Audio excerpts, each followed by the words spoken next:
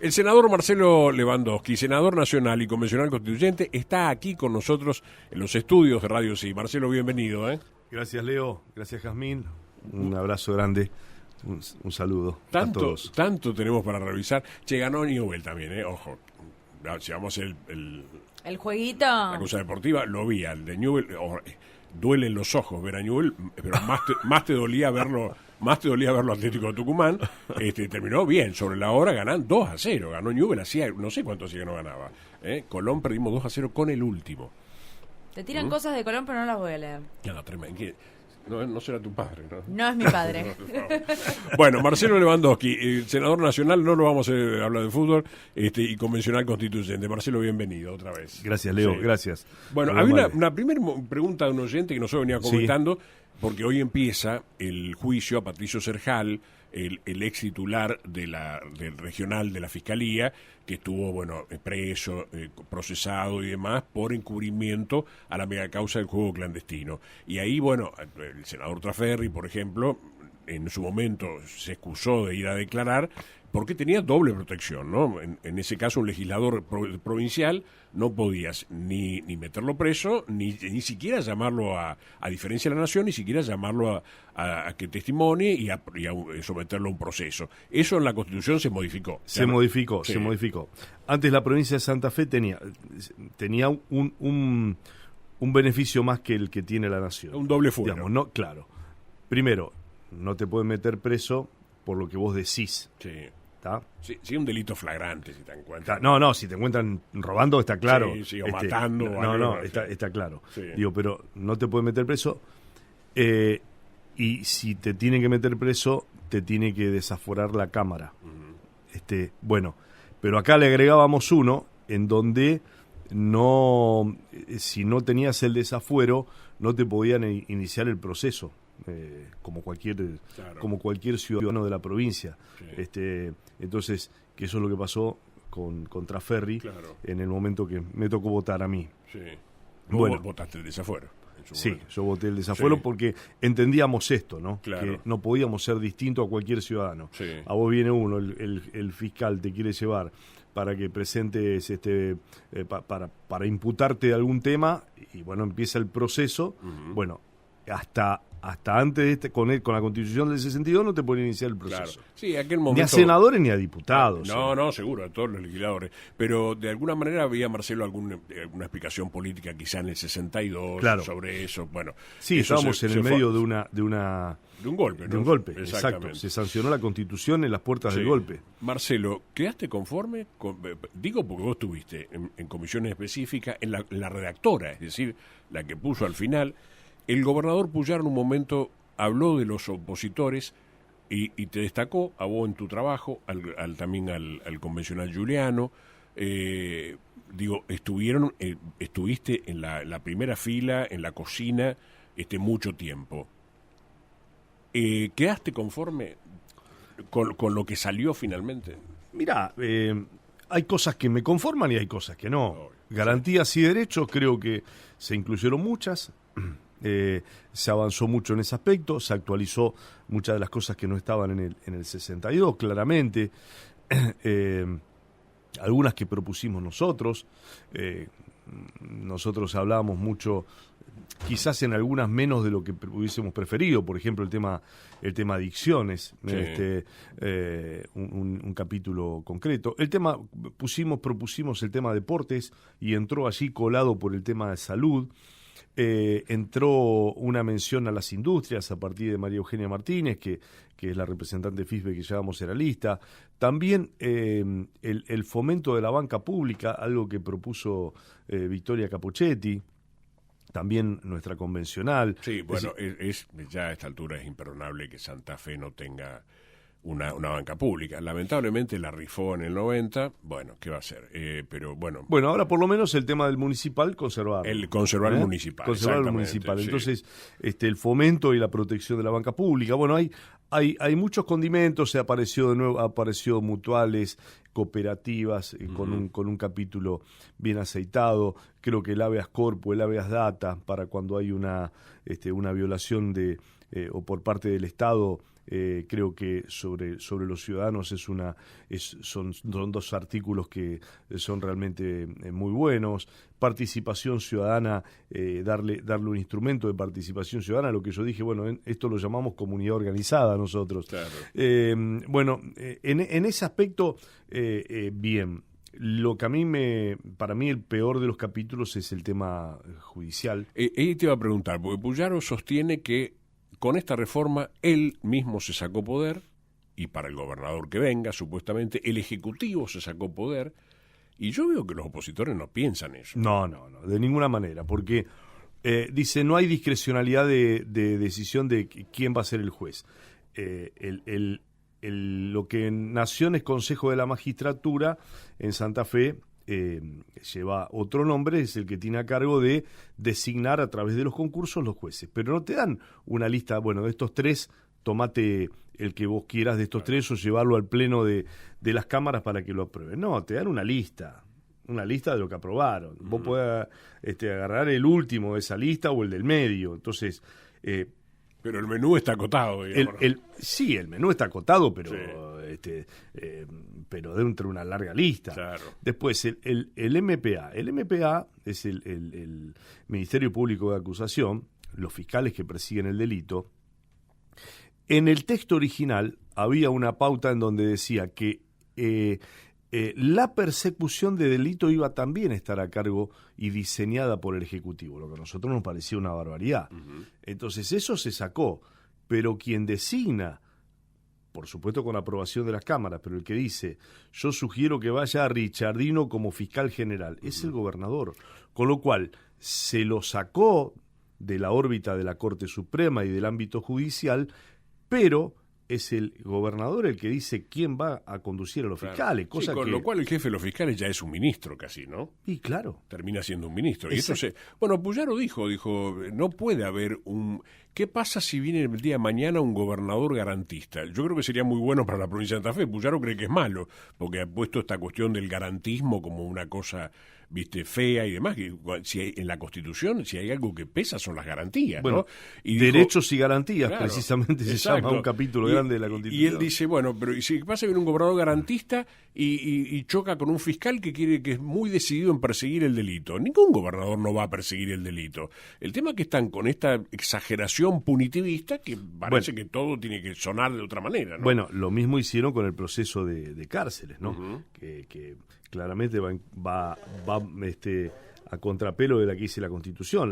La cárcel tiene que ser un lugar para reeducar, porque si vos lo que haces es dejar que pase el tiempo que tiene que estar preso cuando sale, y vos no trataste de cambiar esa historia o de ese proceso, no sale alguien rehabilitado para intentar por lo menos intentar rehabilitar, a ver si se puede insertar de nuevo en la sociedad, trabajando, estudiando o haciendo algo distinto al que lo llevó a la cárcel. Uh-huh. Bueno, parecería que la cuestión es el castigo por sí solo y te quedaste ahí. Están muy enojados los empleados judiciales, ¿no? Porque bueno, también. Obviamente, hoy publicaron también un texto, una opinión, ahí Perlo, por ejemplo, uno de los secretarios administrativos del gremio, y demás, porque claro, estas modificaciones de que el MPA es un organismo aparte, que la Defensoría es otro organismo aparte, los empleados judiciales dicen, bueno, quedaron medio en un limbo. Quedaron en el limbo. En un limbo que no saben a dónde lo van a trasladar, cuál va a ser su categoría, ¿no? Nosotros quisimos que todo el empleado del MPA siga teniendo el mismo escalafón que tiene que ver con la justicia. Lo corriste de la justicia, pero siguen, bueno, y no lo aceptaron, no lo aceptaron. Y también hay otra cuestión que se presumía en el texto original, que los defensores públicos, que también quedó como un instrumento aparte, que esos defensores públicos, y Perlo lo dice, empieza a haber concursos como para darle juego a distintos estudios jurídicos, en donde la idea que había, por lo menos lo que nosotros percibimos en su momento, y ellos dijeron que de ninguna manera pasa eso, es que el Ministerio Público de Defensa empieza a ser privatizado. ¿Está? Entonces vos caíste adentro en cana y no tenés para pagarlo, y bueno, fíjate, a ver cómo podés conseguirte, vas a tener 3 o 4 abogados defensores, bueno, eso también queda previsto a que la instancia de que los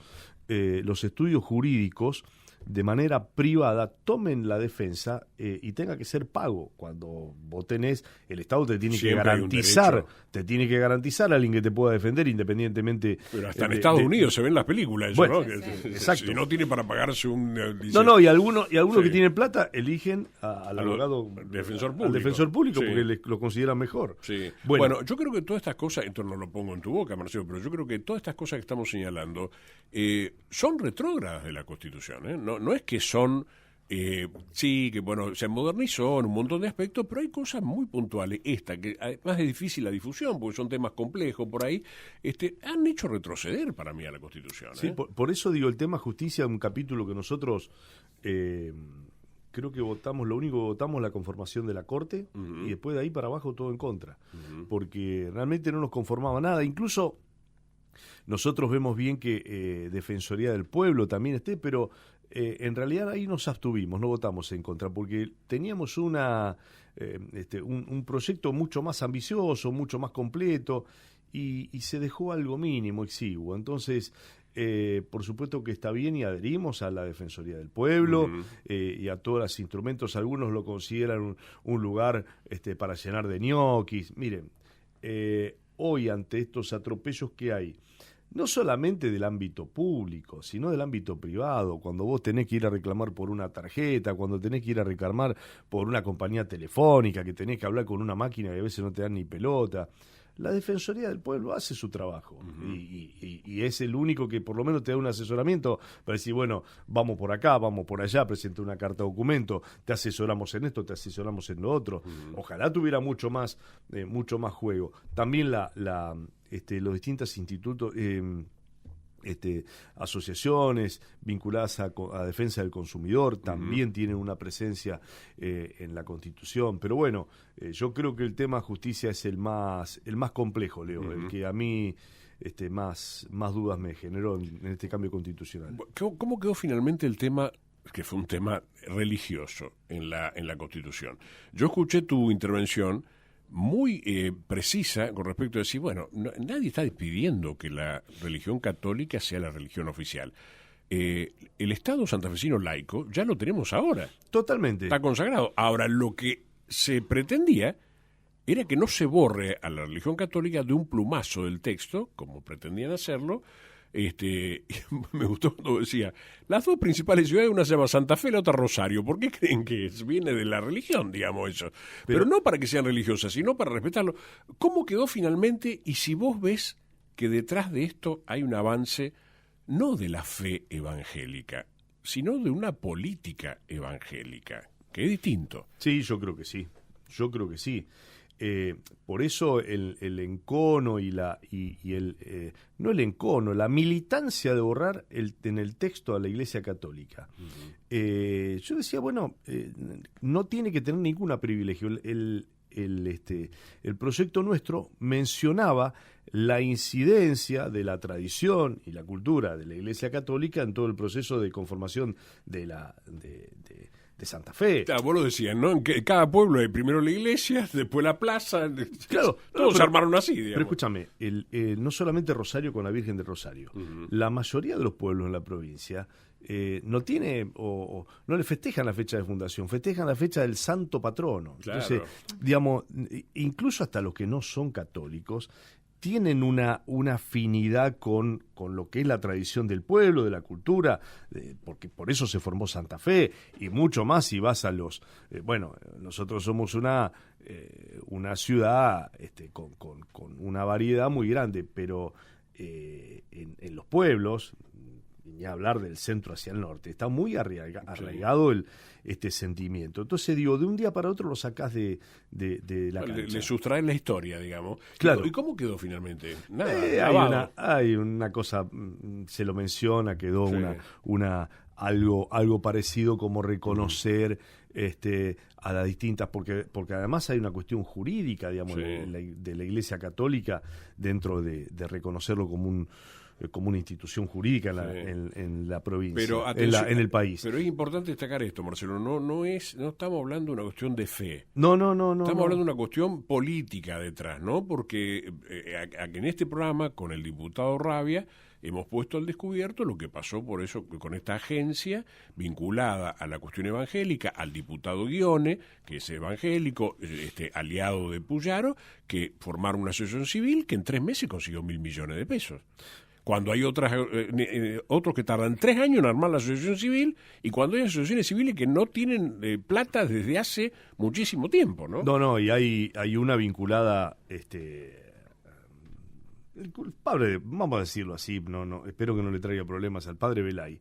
Padre Belay en su combate contra las adicciones, Uh-huh.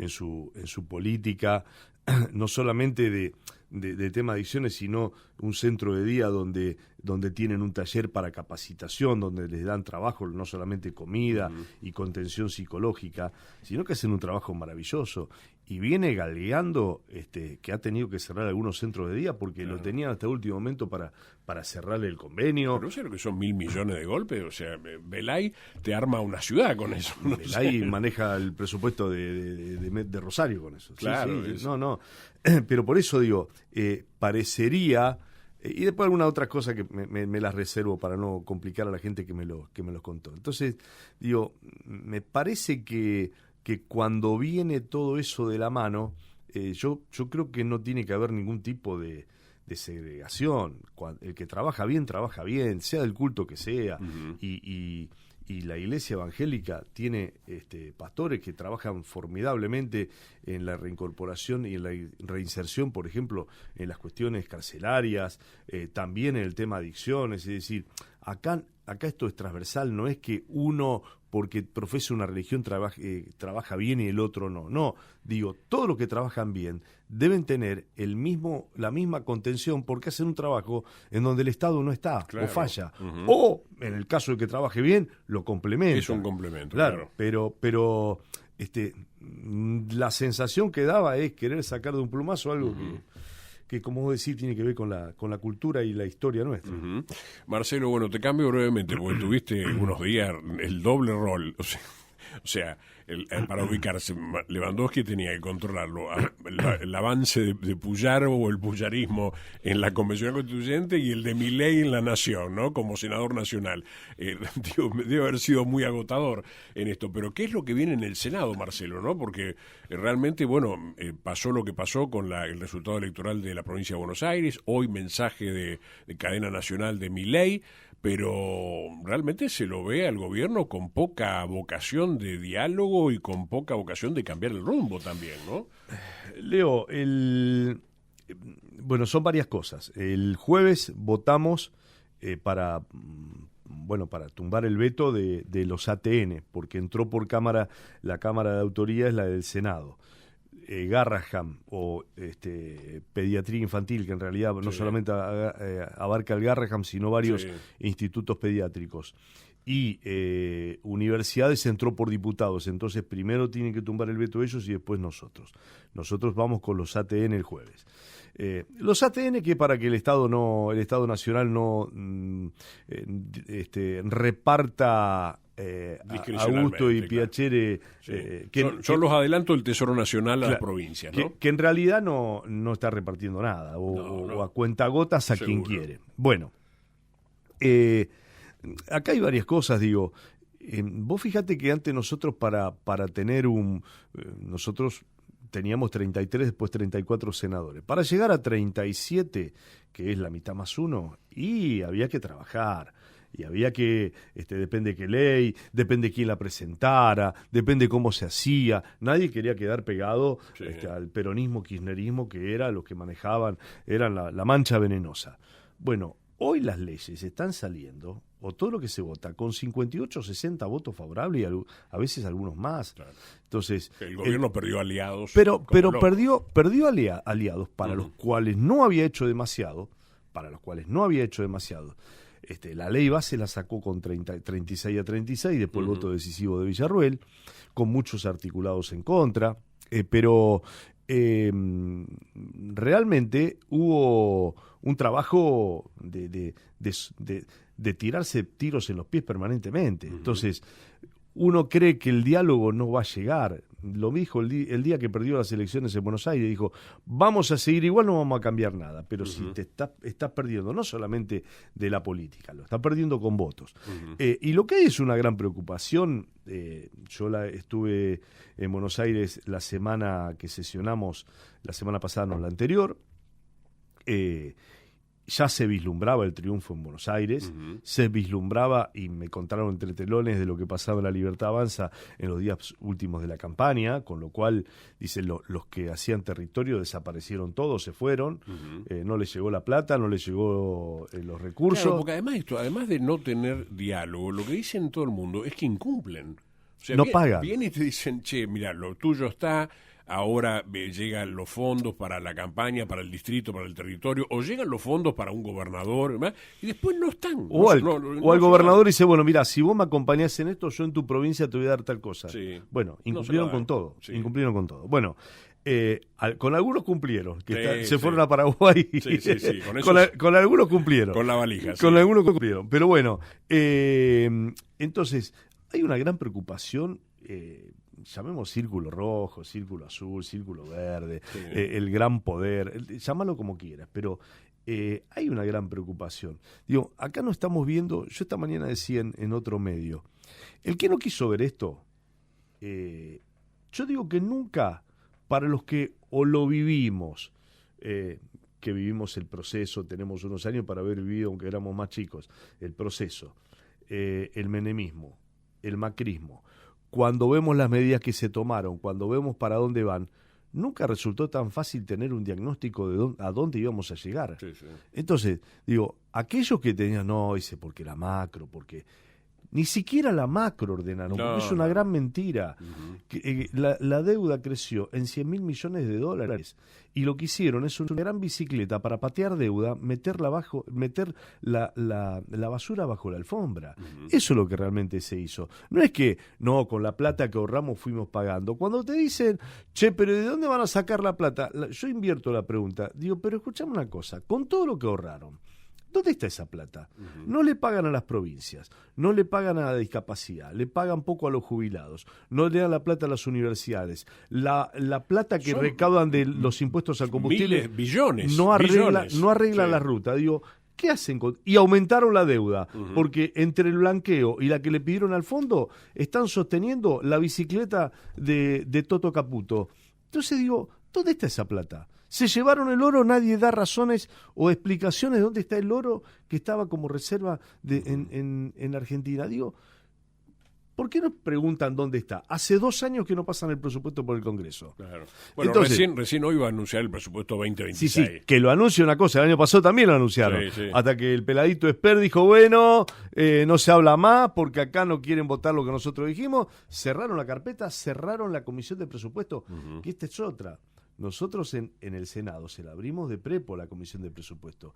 Los legisladores autoconvocados, sin la anuencia del presidente de la Comisión Atauche, que la cerró con llave en el mes de abril, la convocó recién la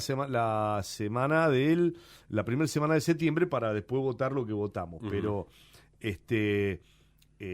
se abrió de prepo, cosa que no pudo hacer diputados. A mí me parece que no hay más margen político para este tipo de cosas, digamos, por ejemplo, para este tipo de atropellos. Bueno, es que parece que hay debilidad política estructural, por más que digan pero los que bancaron hasta ahora le están pegando en el piso. Sí, claro. Le están pegando en el piso. Dice, che, pero da ganas de abrazarlo a Milei, porque dice, le están pegando en el piso, pará. Claro. Pegarle cuando estaba parado. Sí. Ahora se suben todo a pegarle, pero hace 1 año y medio que nosotros anunciamos lo que iba a pasar. También se sube a pegarle. Obviamente. Bueno, y a propósito, ¿qué va a pasar? ¿Cómo ves al peronismo en la provincia de Santa Fe de cara al 26 de octubre? Digo, porque el peronismo tiene un riesgo que si baja mucho, digamos, como vos decís, si baja mucho y va al piso, la Libertad Avanza, ya se dibuja el escenario de tercios, que es lo que el peronismo siempre lo ve como una posibilidad para imponerse en las elecciones, ¿no? Sí, yo lo que digo es que hay un gran cinismo de alguien que dice que está en contra ahora de lo que propone Milei. Hasta hace 2 meses, la candidata que está número 1 de la lista, la vicegobernadora, Scalia, criticaba al Senado por haber tumbado el veto que posibilitaba un aumento en las jubilaciones, porque decía que eso rompía el superávit fiscal. Están en los textos. Sí, sí. Estaba en contra porque hablaban del superávit fiscal. Entonces, bueno, esto es lo que piensan.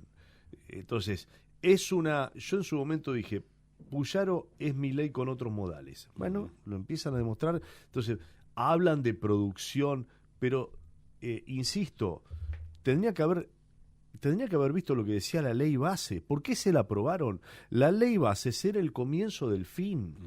La ley base le dio la discrecionalidad, junto con el DNU 7023, la discrecionalidad para que Milei hoy esté haciendo lo que hace. Entonces, cuando la industria le pegaron un saque, digo, ¿cómo no se dieron cuenta que ningún discurso nombró a las pymes? Cuando decía que había que lograr generar la macroeconomía, el escenario, que después lo demás vendría por añadidura. No nombró un proyecto serio. Sí. Entonces, anoche lo veía el senador Lustó, que decía que nunca había escuchado a Milei hablando de educación, por ejemplo. Nunca. ¿Cuál puede ser el futuro de un país donde no se menciona la palabra educación? Pero entonces, si vos desfinanciás a la educación, digo, no hay que ser ni siquiera un politólogo para darse cuenta, ni estar en política para darse cuenta a dónde iba todo esto. Entonces, ¿cómo me pueden decir aquellos que hace 30 años que están en política que les costó tanto darse cuenta a dónde íbamos? Sí. Entonces era especulación política, Marcelo, electoral. Es decir, lo que me votaron a mí también lo votaron a Milei, entonces no me peleo mucho. Exacto, pero van por ahí, van midiendo las encuestas. Entonces, esto no es medir las encuestas, porque cuando la gente se cansa, cuando la gente dice, bueno, entonces el alentado dice, no, manejate un Uber, bajate la aplicación y salí, hacete unos manguitos. Cuando el tipo que maneja se da cuenta que no va a poder ni cambiar la cubierta, ni cambiar el aceite y el filtro del auto, porque no le rinde, porque se come la indemnización que le dieron o los ahorritos que tenía, se termina la historia. Entonces, aquellos que te decían, mirá, ahora viene, no hay forma de crecer con un modelo. No hay forma de crecer con un modelo en donde si vos tenés plata, hacés más plata timbeando que poniéndola a producir en algo. Después dice, bueno, no, yo tengo un emprendimiento y me va bien. Sí, por supuesto, no es la generalidad.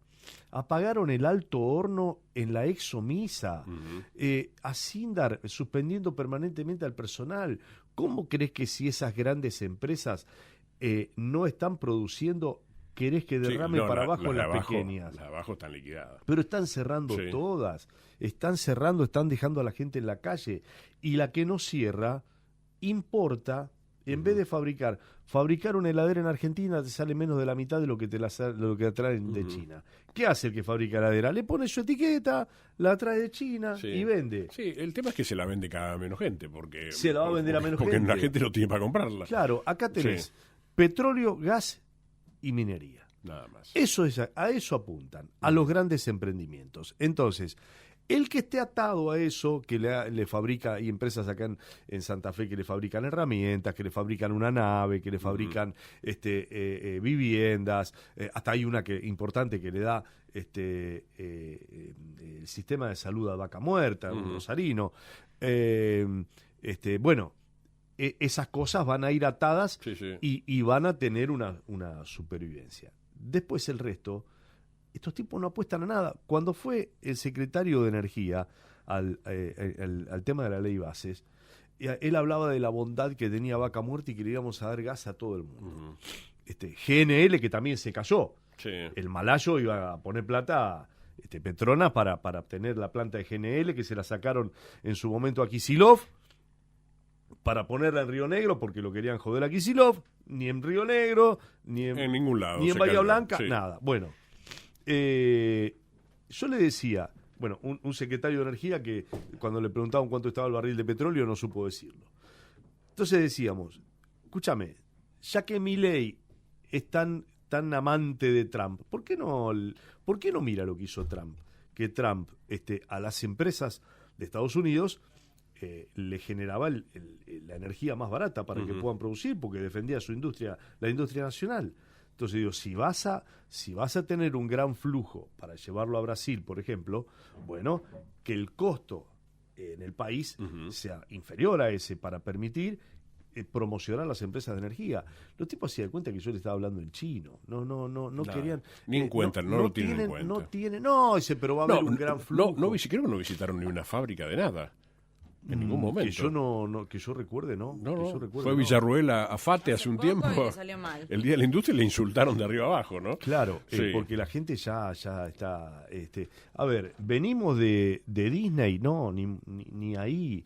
¿Había que bajar la inflación? Sí, hay que bajar la inflación. Ahora, dígame si realmente se bajó la inflación o lo que hicieron es dibujar un número y lo que le hicieron a los argentinos es perder absolutamente el poder adquisitivo. Porque yo digo, ¿cuánto es la inflación acumulada de Milei? Estamos en 100... Sí, 100 y pico. No llega a 200. Sí, no llega a 200. 150, sí. Macanudo.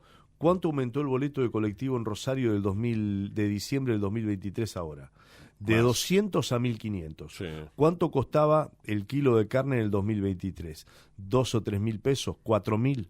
Hoy está entre 15 y 20 mil pesos de acuerdo al corte, de acuerdo a la carnicería. Los salarios lo mismo, Marcelo. Te decían, Milei te dice, vos ganabas $300, ahora ganas 1.000. Pero lo que compras con $1.000 hoy en la Argentina es mucho menos de lo que comprabas con 300 en el 23. Con $1 comprabas 3 litros de nafta. Exacto. Hoy con $1 no te alcanza para 1 litro. Es clarísima la Entonces, cuenta. Mire, lo que perdió es lo que vale el gas, lo que vale la luz, aumentó 600, 700, 800%. Entonces, ¿de qué me cuentan que la inflación, si lo que más consume la gente aumentó 7 u 8 veces? ¿La provincia de Santa Fe podría haber hecho más para mitigar este daño? En función, lo pregunto porque hay un trabajo reciente del Mirador de la Actividad del Trabajo y el Empleo de Arelovich y su equipo de economistas que dicen que Puyaro le dio una vuelta más al ajuste nacional. O sea, perdió 7 puntos, ponele, y acá ajustó 10 en algunas cosas. Con lo cual, la energía... Digo, está medido, ¿no? La energía la pagamos mucho más cara y depende de la EPE. Depende de la EPE, más allá de que a nivel nacional aumentó y vos el mercado mayorista lo pagás más caro. Pero yo creo que... El agua también. El agua, los inmobiliarios. Yo digo que además de no solamente los empleados públicos, que los tiene en un nivel que están debajo de la línea de la pobreza, los maestros, por ejemplo. Sí. Pero lo que digo es esto, Leo, si acompañaste todas las medidas y te vanagloriaste también del déficit cero, también sos parte del problema. Porque, y esto yo te lo conté una vez, yo puertas adentro puteaba porque digo, en el gobierno, en nuestro gobierno, en la provincia decíamos, no, dice, porque gastan poco, porque tienen las cuentas ordenadas. Entonces yo decía, nadie llena una plaza diciendo déficit cero, claro. No tenemos superávit. Y sin embargo hoy pareciera que estamos cambiando esa historia, que el gran mérito es tener déficit cero. A ver, lo que vos tenés que tener es cuentas ordenadas, pero realmente si vos cumplís con lo que tenés que gastar cumplir, bien, no dejar de gastar. Claro, si vos tenés un plazo fijo en tu casa y los pibes tuyos no comen, dice, no, pues tengo un plazo fijo en el banco, pero vos le das de comer mate cocido con pan duro a la noche porque ahorrás plata, no te podés vanagloriar de eso ni decir estoy haciendo las cosas bien. Las cosas bien las vas a hacer siendo ordenado con los ingresos, con los egresos, pero después invirtiendo en la producción. Entonces, haber apoyado todo este tiempo a un gobierno que nos rompió todo el aparato productivo, ahora se están, gracias a los vetos que hemos puesto en el Senado y en diputados, hemos impedido que destruyan el INTA, el INTI, que ya lo están haciendo y lo vienen haciendo, pero que lo cierren directamente. Esto es la cantidad de hectáreas que tiene INTA para vender, creo que ponían a la venta como 25, 28 mil hectáreas. En Santa Fe, en el INTA Rafael, el que más hectáreas tenía eran 1.300, me parece. Bueno, entonces en todo el país. ¿Y para qué? Es todo el afán de hacer negocio y hacer plata y llevar todo sin entender lo que hay detrás de tener esos campos experimentales que sirven para que el INTA pueda tener esas experiencias que después vuelca a los productores.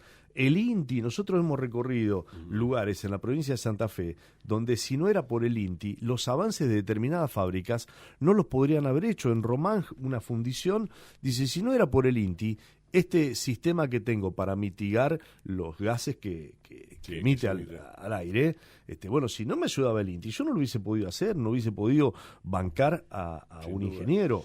Bueno, todo eso lo destruye porque no tienen en la cabeza la idea de producir, no la conocen, y mucho menos la obra pública. La gente que se viene matando y se va a seguir matando en ruta por los pozos y por los... Ahora cuando viene otra temporada de vacaciones y lo que venía mal tiene 1 año y medio sin mantenimiento, y lo que venía más o menos 1 año y medio, 2 años, que no le tiraron ni un poco de escombro para tapar los pozos. Tremendo. Marcelo, gracias por haber venido hasta aquí. No, un abrazo y gracias y felicitaciones por la nueva casa hermosa, realmente. Ahí estamos acomodándonos y estamos muy cómodos, muy bien. Marcelo Lewandowski, senador nacional, convencional constituyente, pasó por aquí por Así de Bien.